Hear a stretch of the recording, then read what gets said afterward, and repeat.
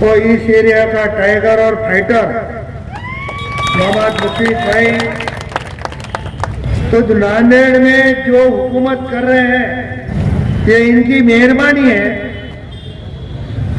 कि रास्ते से चल नहीं सकते, खड्डे में रास्ता है, रास्ते में खड्डा है, ये पता नहीं चल रहा है, तो उसकी वजह से देर हो चुकी है। हम यहाँ किसी को गालियां देने के लिए खड़े नहीं हैं, हम किसी के खिलाफ बोलने के लिए खड़े नहीं हैं, मगर सच बोलने के बाद किसको अगर बुरा लगता है तो हम उसको कुछ कर नहीं सकते। आज यहाँ अपने कॉरपोरेशन में हुकूमत किसकी थी? कांग्रेस पार्टी। कांग्रेस पार्टी नांदेड़ की कौन चलाते थे? अशोक चौहान। अशोक चौहान के कौन साथ रहते थे? यहाँ के लोगों की नाली रोक के गरीबों के घर में पानी छोड़ने वाले नेता यहाँ की कांग्रेस देखते थे। उनके खुद के फंक्शन हॉल के लिए, उनके खुद के फंक्शन हॉल के आगे से नाली नहीं जाना, गरीबों के घरों में पानी गया तो चलता, ऐसा काम इस प्रभाग में हुआ है। हमारे डॉक्टर अर्चना कौसर जी ने, हमारे चारों उम्मीदवार ने इस प्रभाग में क्या करना है, ये अपना बायोडाटा, ये अपना काम करने का जाहिरनामा आपके सामने रखा है। आज तक यहाँ के लोगों के लिए कब्रिस्तान क्यों नहीं हुआ? इतनी बड़ी सरकारी जमीन यहाँ पे पड़ी है तो कब्रिस्तान को जगह क्यों नहीं मिली? बिल्डरों को देने के लिए जगह इनके पास पड़ी है। आज नांदेड़ में हर मौके की जगह, ये अभी जो बीजेपी में गए अशोक चौहान ने पूरे बिल्डरों को जगह बेच दी है।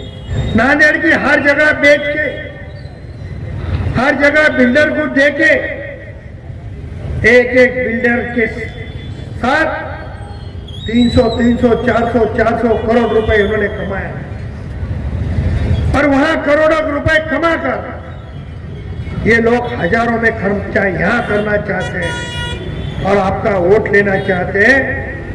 इससे थोड़ा संभल के रहने के लिए, ये गुजारिश करने के लिए हम लोग आपके सामने आए। आज नांदेड़ की क्या हालत है? मैं पहले भी मुकेश भाई आपके प्रभाग में आ चुका हूं, वहां तो मुझे लोगों ने बताया तो घर का पानी नाले में जाता नहीं, नाली का पानी घर में आता है। ये तो पहली कॉर्पोरेशन है, अभी इनका तो पुतला खड़ा करना चाहिए कि नाली का पानी घर में न आने वाले लोग वो भी आज खड़े हैं, वो भी सोचने की जरूरत है। नाली नहीं है, पीने को पानी नहीं है, लाइट के पोल नहीं है, ये सब कौन कर सकता है? आज अजीत दादा पवार साहब के नेतृत्व वाले राष्ट्रवादी में हम काम कर रहे हैं। अल्पसंख्यक डिपार्टमेंट अजीत दादा की तरफ है, अल्पसंख्यक डिपार्टमेंट के मिनिस्टर खुद अजीत दादा पवार है। लाडली बहन योजना चलाने वाली अदिति तटकरे ये राष्ट्रवादी कांग्रेस की मंत्री है। मदद पुनर्वसन डिपार्टमेंट जो बाढ़ आती है, घरों में पानी जाता है, आज आपातकालीन स्थिति में मदद करने वाला खाता भी अभी अजीत दादा पवार साहब के पास है। मेरी आपसे गुजारिश है कि जो पहले 25 साल में जो काम हुए नहीं, वो करने का वादा हम यहाँ करने आए हैं। मेरी आपसे गुजारिश है कि हमारे जो 4 उम्मीदवार हैं, इनका 15 तारीख तक आप ख्याल रखो। 15 तारीख के बाद ये सब आपका ख्याल रखेंगे। आपके यहाँ नाली, आपके यहाँ रास्ता, आपके यहाँ लाइट, ये सब करवाने की जिम्मेदारी इन लोगों की रहेगी और इनके पीछे पूरी ताकत अजीत दादा पवार साहब के नेतृत्व वाली राष्ट्रवादी कांग्रेस। आज कुछ लोग आ रहे हैं, मैं दूसरे पार्टी के बारे में ज्यादा नहीं बोलना चाहता हूं, कौन किसकी बी टीम है, कौन किसकी सी टीम है, ये पूरे शहर को पता चला है। और बी टीम के बारे में ज्यादा बोल के आपका वक्त भी नहीं लूंगा। पोकरना जी ने तो इतना बोल दिया कि जिसकी जरूरत यहाँ ज्यादा नहीं थी वो बी टीम यहाँ, पोकरना जी यहाँ बी टीम का कोई काम ही नहीं है। यहाँ अभी सिर्फ लोग सोच रहे हैं कि घड़ी वाला कैसा जीतना चाहिए। आज हैदराबाद महानगर पालिका हॉस्पिटल में सोनोग्राफी की मशीन लाने की ये भूमिका राष्ट्रवादी कांग्रेस पार्टी के हमारे उम्मीदवार की है। उन्होंने यहाँ अपना जाहिरनामा में लिखा है कि ये सुविधा करनी चाहिए। मैं आपको दावे के साथ बोलता हूं, हमारे 4 उम्मीदवार आप जिताओ, 1 महीने के अंदर ये मशीन ला के बिठाने का काम ये प्रताप पाटिल चिखली कर आता है। अरे लोगों को सुविधा चाहिए, लोगों को काम चाहिए और काम करने वाली पार्टी राष्ट्रवादी कांग्रेस पार्टी है। क्या दूसरा मुद्दा उठाया गया, नांदेड़ महापालिका हॉस्पिटल में 1 करोड़ बजट की मंजूरी देकर पहली बार NICU की मशीन की सुविधा करेंगे। हमारे आशिया कौसर जी खुद डॉक्टर हैं, उन्होंने एस्टिमेट किया होगा 1 करोड़ का। मैं हमारे बहन डॉक्टर को बोलना चाहता हूं 1 करोड़ से भी ज्यादा लगे तो उतनी रकम हम यहाँ उपलब्ध कराएंगे और वो भी मशीन बिठाने का हम करते हैं, खाली बोलते नहीं है। आज कन्नार में जाओ, लोहा में जाओ, जो जो बात हमने लोगों के सामने रखी है वो करके दिखाया है। 25 साल से यही नहीं करते आए, या जिन जिन नेताओं के भाषण हुए 25 साल से वही टेप चल रहा है। हमको ये करना है, 1 बार वोट दो। हमको 1 बार करना है, 1 बार वोट दो। हमको ये करना, अरे कितने बार वोट मांग रहे। अच्छा हो गया तुम डर के मारे क्यों ना हो बीजेपी में चले गए, ये आने का तुम्हारा बंद हो गया, नहीं तो और भी आके वही बोलते। पर मुझे एक बात आपसे कहना है कि जिस अशोक चौहान को आपने इतना बड़ा किया, 50 साल मुस्लिम वोटों पे उन्होंने राज किया, 50 साल दलित वोटों पे उन्होंने राज किया। जब अपनी ईद होती थी तो नमाज के पहले आके बैठते थे, घर से निकले जब टोपी अलग रहती थी, यहाँ आने के बाद अलग टोपी पहनते थे और लोगों को बोलते थे फोटो उतारो। कि उस नेता को आज तुम्हारे वोट से इतनी नफरत क्यों हो गई, ये पूछने की बारी है। अब तुम ऐसे टोपी पहनाओ कि जिंदगी भर याद रखना, ये भी लोग टोपी पहनाते तो जिंदगी भर याद रखते हैं कि टोपी आपको पहनाना पड़ेगा। ये नफरत क्यों आने लगी, क्या वजह हुई, क्यों तुम पार्टी छोड़ भागे, पार्टी में जाने की वजह क्या थी? अरे मैं तो हर जगह पूछता हूं कि जिस कांग्रेस ने तुमको मुख्यमंत्री बनाया, उस कांग्रेस से तुमने गद्दारी क्यों की? मगर आज तक वो बोल नहीं सके कि मैं ये डर के मारे पार्टी छोड़ के गया। कभी उन्होंने अभी बोला, डर मुझे मालूम नहीं था, उनको ही मालूम है क्या डर है, लोगों को मालूम है, मगर अभी तक वो बोल नहीं सकते। तो ये बात आपको सोचने की जरूरत है।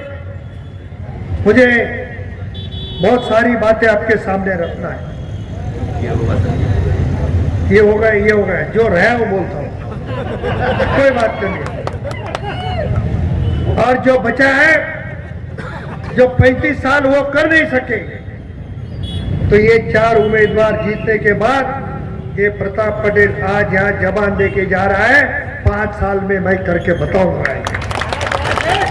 अजय दादा के नेतृत्व में मुझे महाराष्ट्र में जाने के बाद हर जगह पूछते हैं कि भाई मुस्लिम कौम तुम्हारे साथ इतनी क्यों रहती है, कोई भी पार्टी से खड़े रहो, कन्नार लोहा में आपको 80% वोट मिलते हैं। उसकी वजह खाली इलेक्शन के पुरते हमारे रिलेशन नहीं है, खाली इलेक्शन के पुरते हम यूज करते नहीं है। उनका सुख हो, उनका दुख हो, कोई काम हो, हम एक दूसरे को भाईचारे से यहाँ रहते हैं।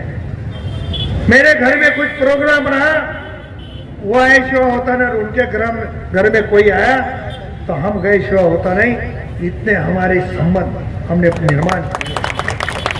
आज देखो कन्नौर में मैंने 7 मुस्लिम कैंडिडेट खड़े किए, 7 के 7 नगर सेवक वहां कन्नौर में जीते। हमारा नगर अध्यक्ष पद का उम्मीदवार हार गया, मगर 12 उम्मीदवार वहां हमारे 12 नगर सेवक जीते। और ये भी 4-5 नगर सेवक तो यहीं खड़े हैं। सारे चौक से मदर भाई है, आसिफ है, और कौन है, इधर मन्नान भाई ऊपर है। ये सभी उम्मीदवार हमारे जीते हैं। लोहे में हमारे मुस्लिम भाई ने, हम मुस्लिम भाई को 2 जगह टिकट दी, एक हार गया, एक जीत गया। 21 में से 18 हमारे जीते। करीम भाई को मैंने कल उपाध्यक्ष बना दिया। ये नहीं सोचे हम कि एक जीता है उसको क्यों बनाना। हमने करीम भाई की सीनियरिटी देखी। ये बोल रहे 2 मिनट रह गए, मेरे पास भी घड़ी है और मैं घड़ी का कार्य करता हूँ, और 2 मिनट में खत्म करना है ये भी मुझे पता है। और मैं लिख के इतना लाया था, लिख के मतलब भाषण लिख के नहीं लाया। यह हमारे बहन आशिया कौशल जी और सबसे बात कर रहा था, फाइटर से बात कर रहा था। ये बोले थे ये मुद्दे बोलो, कल भी आके बोल सकता हूँ, मगर आप टाइम होने की वजह से मैं आपसे एक गुजारिश कर रहा हूँ, हमारे 4 उम्मीदवार के लिए आप दुआ दो। हमारे 4 उम्मीदवार के लिए आप दुआ करो और आपकी दुआ कबूल होगी, ये पूरा विश्वास है। इन शब्दों के साथ मैं मेरा भाषण खत्म करता हूँ। खुदा हाफिज। उसमें कांग्रेस पार्टी, एमआईएम और कोई अपक्ष पार्टी, इस प्रकार की पार्टियां यहाँ पर इलेक्शन लड़ रही है। कांग्रेस पार्टी यह इलेक्शन लड़ रही है, लेकिन हुकूमत से उनका कोई लंबे अरसे तक उनका कोई संबंध नहीं है। न महाराष्ट्र में उनकी सत्ता है, न उनकी देश में सत्ता है। बेमान ने नांदेड़ की शहर के पूरी तमाम मुस्लिम भाइयों के, हमारे कार्यकर्ताओं को छोटा करने का काम किया। ये बिकाऊ है, ये भोगता है और बाद में काटता भी है। ख्याल में रखो, भोगने के लिए रखे। हमारे बड़े नेता ने इसको भोगने के लिए यहाँ है। हमारे अवेशी साहब इतने बड़े नेता है, लाख 2-2 लाख की सभा में भाषण करने वाले गली गली में घुसकर भाषण कर रहे हैं। हमारे यहाँ के कार्यकर्ताओं को गिराने की बात कर रहे हैं। अरे किसके इशारे पर? महाराष्ट्र गवर्नमेंट के नेताओं के, यहाँ के नेताओं के। अरे आप बिकाऊ माल है, ये सब लोगों को समझ चुका है। आप लोग यहाँ पर आकर हमारे मुस्लिम जो भी नेता छोटे मोटे फिर मुकीद हो, हमारा सत्तार है, कोई वो हम दोस्त है, लेकिन सत्तार को भी मैंने कहा हूँ, इस गांव में हमारे जो भी मित्र लोग 10-12 कारपोरेटर राष्ट्रवादी कांग्रेस के साथ में आने के लिए बात चल रही थी। ऐसा क्या हो गया रात में? एक रात में सभी कारपोरेटर जो अच्छा हमारे कार्यकर्ता थे, एमआईएम में रात भर में कैसे क्या चले गए? पूरा खर्चा इनका कौन उठा रहा? अच्छे पैसे वाले लोग, अच्छे इज्जतदार लोग रात भर में हमारे में हिंदुओं में भानामती बोलते, वो करने के बाद आदमी का दिमाग काम नहीं करता।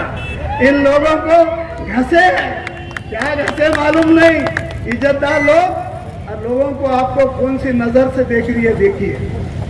अजीज दोस्तों, आपको मालूम है, आपने इस कांग्रेस के दौर में इस हिंदुस्तान की मैं बात कर रहा था, लेकिन मैं आपको अब नांदेड़ की तरफ लेकर आता हूँ। आपने महापौर चुन के दिए, आपने स्टैंडिंग चेयरमैन चुन के दिए, आपने बड़े बड़े ओहदों पर बिठाया।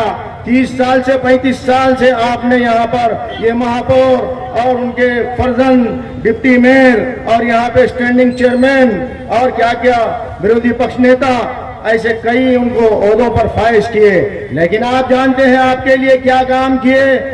आप देखिए कि इस वार्ड में कितना बुरा हाल है।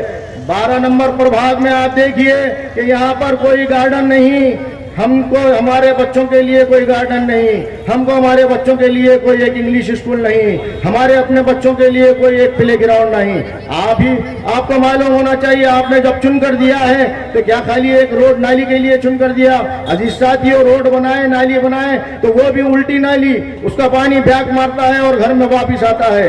अभी आपके सामने सुबह मस्जिद का गेट के सामने आप देखिए जाकर कि वो मस्जिद के सामने कितना बुरा हाल है। आज वहां पर हजारों लोग नमाज पढ़ते हैं, इबादत के लिए जाते हैं, तो आप देखिए वहां पर कितना बुरा हाल है। जब ये लोग 30 साल से जा रहे हैं तो क्या इनके हमने मनगढ़ पकड़ा था काम नहीं करने के लिए?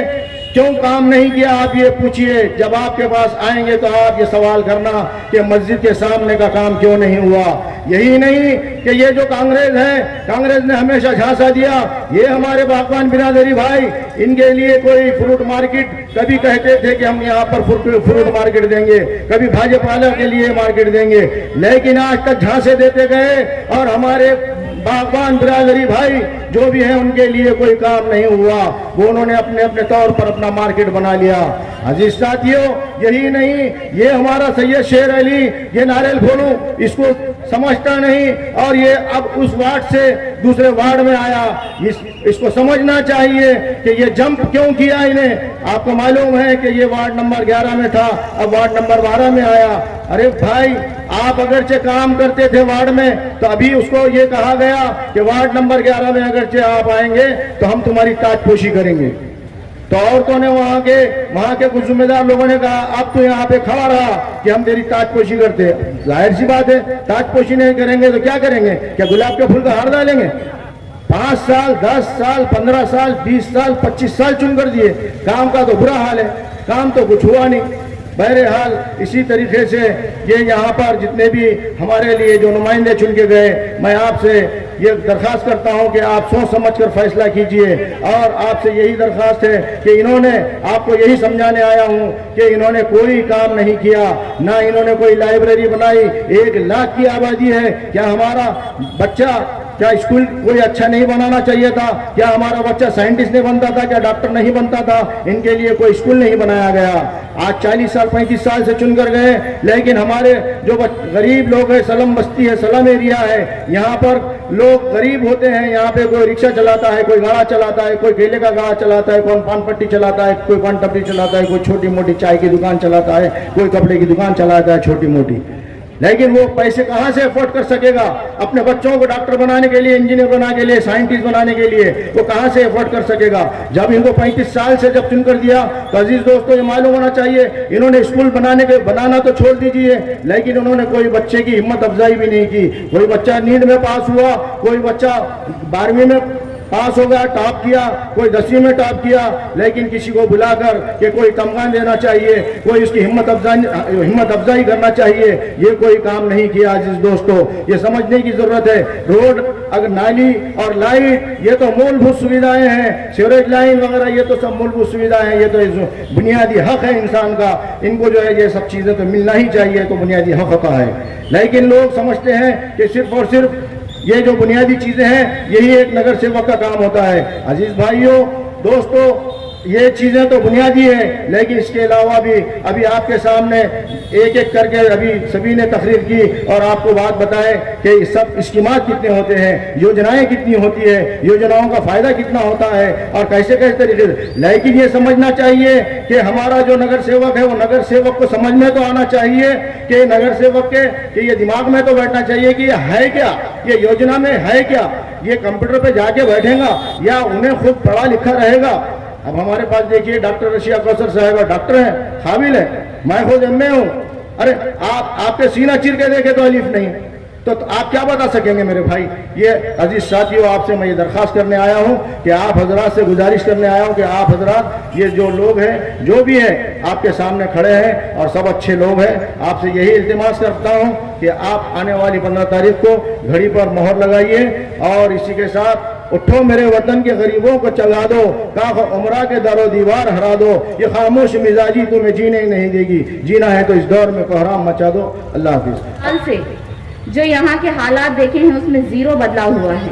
आज शिवाजी नगर, आनंद नगर, भाग्यनगर आप इलाके देखें, आज वो किस लेवल पर है और आज हम किस लेवल पर हैं, और इसके पीछे वजह क्या है ये आप सब जानते हैं कि जिनको आपने महापौर बनाए, जिनको आपने सभापति बनाए, विरोधी पक्ष नेता बनाए, उनके बेटे को उप महापौर बनाए, और आज हालात हमारे इस कदर हैं कि हमारी ईदगाह की जमीन को बेचा गया।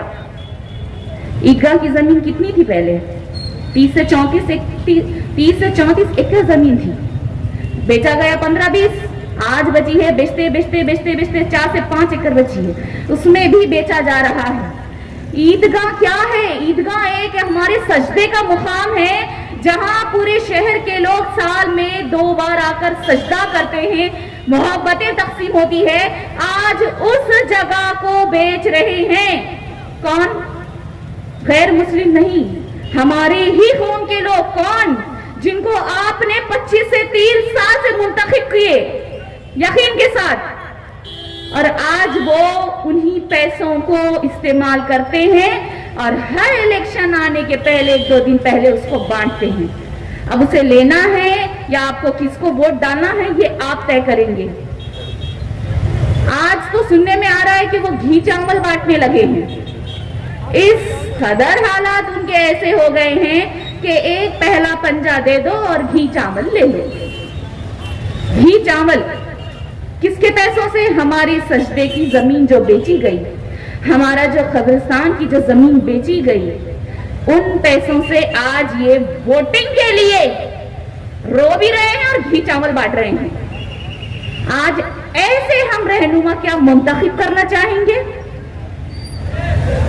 देखिए ये जो जमाना है ना, ये नफरतों का जमाना है, दहशत का कहर है। ये दुनिया दिखाती शहद और पिलाती जहर है। इन लोगों ने हर बार जो है ना हमें यही धोखा दिया है कि हमें वोट दीजिए, ये मिठाई लीजिए, हम 5 साल आपके काम करेंगे, और हर बार धोखा दिए। अब हमें क्या करना है? लेना है धोखे के बदले धोखा, आंख के बदले आंख, हाथ के बदले हाथ, धोखे के बदले धोखा। देंगे या नहीं? देखिए आज मेरे जो अगेंस्ट में हैं, ओ में, ए में, वो आप सब जानते हैं। जिनको आपने 25 से 30 साल से मुंतखब किए, उनके बेटे उप महापौर मेरे खिलाफ में हैं, और दूसरे पतंग से जो हैं, जिन्होंने सिर्फ और सिर्फ अपना फायदा किया है, उनको भी आप जानते हैं। आज उनके अगेंस्ट में आपकी बहन, आपकी बेटी डॉक्टर अर्शिया खड़ी है, कलम उठाकर खड़ी है, क्योंकि कलम की ताकत लाखों तलवारों को, लाखों जालिमों को गिरा सकती है। क्या आज आप अपनी बहन का साथ नहीं देंगे? बताइए, हाथ उठाकर बताइए। देखिए इनकी जो पॉलिसी चलते आ रही है, मेरा कमीशन, मैं और मेरा बेटा, ये पॉलिसी को खत्म करने का है 15 तारीख को। और ये है ना इस कदर गिर जाएंगे वोटिंग के 1-2 दिन पहले। देखिए ये 2 दिन बहुत जरूरी हैं। आज ये रो रहे हैं, जबकि इनके इलाके में बच्चे रो रहे हैं, नालों में गिर के बीमार हो रहे हैं, माएं रो रही हैं। आज उनके इलाके के गरीब लोग रो रहे हैं, जमीनों के लिए, उनके घरों के लिए रो रहे हैं। आज ये 2 दिन पहले कुछ भी कर सकते हैं वोटिंग के लिए, ये कुछ भी कर सकते हैं, किसी भी हद तक जा सकते हैं। 1000 देंगे, 4000 देंगे, कितने भी देंगे, या तो फिर रोएंगे या तो खुद बीमार होकर नाटक करेंगे, सिंपैथी, हमदर्दी हासिल करेंगे। इनके जाल में नहीं फंसना है। आपने तकलीफ बर्दाश्त की है, आपके घर डूबे हैं, आपके बच्चे डेंगू मलेरिया से बीमार हुए हैं। वोट डालने से पहले सोच समझकर वोट डालिए। आज मैं राष्ट्रवादी कांग्रेस पार्टी से इसीलिए खड़ी हूं क्योंकि ये आज मौजूदा दौर में सरकार में है, और हमारे जो हसन मुशर्रफ साहब हैं, आज वो मंत्री हैं, सना मलिक है, इदरीस साहब ओहदे पर हैं। आज हम उनके जरिए से यहाँ के देगलूर नाके के लिए बजट ला सकते हैं, बहुत सारे काम कर सकते हैं। देखिए हमारे जो आमदार प्रताप पाटिल चिखलीकर साहब हैं, उनकी ये प्लानिंग है और वो काम ये करने वाले हैं कि देगलूर नाके पर एक बड़ा मल्टी स्पेशलिटी हॉस्पिटल तामीर करवाना वो चाहते हैं। इतना ही नहीं बल्कि हर एक इलाके में लाइब्रेरी बनाना ये हमारा मकसद है। देखिए मैं यहाँ पर सिर्फ भाषण नहीं कर रही हूँ, मैंने 5 साल खिदमत अंजाम दी है। जैसा कि आप सब खुद जानते हैं कि पानी की टाकी जो हॉस्पिटल है हैदराबाद महापालिका, वहां पर सोनोग्राफी मशीन मैंने लेकर आई हूँ। ईदगाह के बाजू में जो खंडर जगह थी जिनके ऊपर ये कब्जे करने वाले कब्जा करना चाहते थे, उस जमीन को मैंने गरीबों के लिए वहां पर जो है स्कूल महापालिका स्कूल नंबर 13 मैंने तामीर करवाया। ये आपको तय करना है कि आप किसको वोट देना चाहते हैं। क्या उनको जिनके बच्चे नालों में गिर के बीमार हो रहे हैं, हॉस्पिटल्स में भर्ती हो रहे हैं, या फिर उस बहन को जिस बहन ने आपके बच्चों के लिए 1 करोड़ का NICU हैदराबाद हॉस्पिटल में लेकर आई है। आज हम सब सिर्फ और सिर्फ आपके काम करने की नीयत से यहाँ पर हैं। मोहब्बत कौन करता है, सियासत कौन करता है। मोहब्बत कौन करता है, सियासत कौन करता है, मुझे मालूम है मेरी हिफाजत कौन करता है।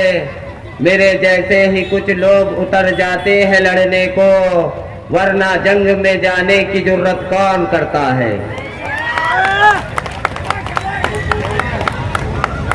मेरे दोस्तों, बुजुर्गों और अजीज साथियों, इलेक्शन का सीजन चालू है, दौर चालू है और प्रचार का कुछ वक्त बाकी है, बचा हुआ है और कल तक के है। कल ये वक्त खत्म हो जाएगा। मैं आप लोगों से ज्यादा कुछ नहीं कहूंगा कि वक्त की कमी है। चंद बातें आप लोगों के सामने रखूंगा। इलेक्शन जो आज तक के लोग जीतते हुए आए हैं, जिन लोगों ने आज तक के जो काम करे हैं, तो अब इस इलेक्शन के वक्त में ऐसा मामला क्यों पेश आ रहा है कि एक एक वार्ड से 20-20, 25-25 लोग खड़े हो रहे हैं। ये क्यों हो रहा है? क्या बात है? ये क्या मसला है? क्या इलेक्शन को लोगों ने कारोबार बना लिया, कारोबार का सिस्टम बना लिया? वरना अगरचा खिदमत का मामला होता तो लोग एक बार जिसको चुन के दे देते और वो काम अच्छे करता तो उसका इंतजार करते, ये सारे झमेलों की जरूरत ही नहीं पड़ती। मैं इससे पहले जमात के अंदर गया, मेरा वेल्डिंग का काम है। जमात में गया तो एक आदमी का बहुत अर्जेंट काम था, तो उसने 40 दिन तक के उसके काम को रोक दिया। फिर आने के बाद मुझे बताया गया कि भाई हमने तुम्हारे वास्ते काम को रोका। कहा भाई बहुत जनों से करा लेना था। कहा नहीं, आप जो काम करते वो बहुत अच्छा करते। तो आज जो इलेक्शन का मौका है, हम इलेक्शन के अंदर किसी को उम्मीदवार खड़े करके चुन के ला रहे, तो क्या मसला है कि हमारे काम सही हो जाए। मुझे भी अल्हम्दुलिल्लाह पाकिस्तान नगर से नौजवान बच्चों ने मशवरे के जरिए से खड़े किया। मैं रोज मजदूरी करने वाला, काम करने वाला आदमी हूं।